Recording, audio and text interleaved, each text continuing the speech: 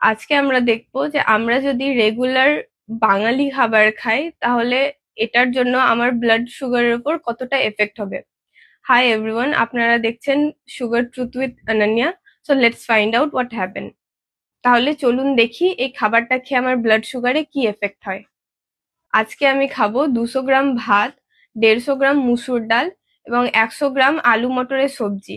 এবং এই ডাল আর সবজিতে কোনো রকম তেল ব্যবহার করা হয়নি, এটার মধ্যে বাটারে ইউজ করা হয়েছে। আর এই পুরো খাবারটা মোটামুটি 600 থেকে 650 ক্যালোরি। আর কার্বোহাইড্রেট রয়েছে এতে 100 থেকে 110 গ্রাম মতো।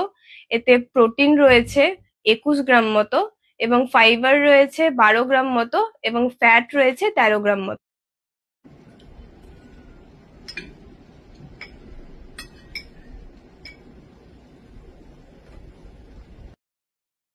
তাহলে চলুন দেখি এই খাবারটা খেয়ে আমার ব্লাড সুগারে কি এফেক্ট হয়।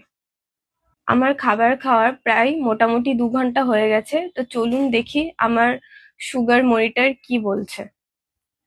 আমি যখন প্রথমে আমার সুগার চেক করেছিলাম খাবার খাওয়ার আগে, তখন এটা প্রায় 80 মিলিগ্রাম/ডেসিলিটার ছিল।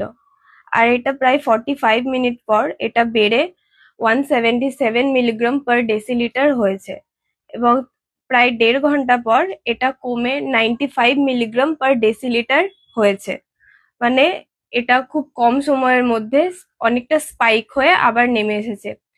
আর মোটামুটি এটা প্রায় বেস লাইন থেকে 37 মিলিগ্রাম/ডেসিলিটার মতো স্পাইক হয়েছে।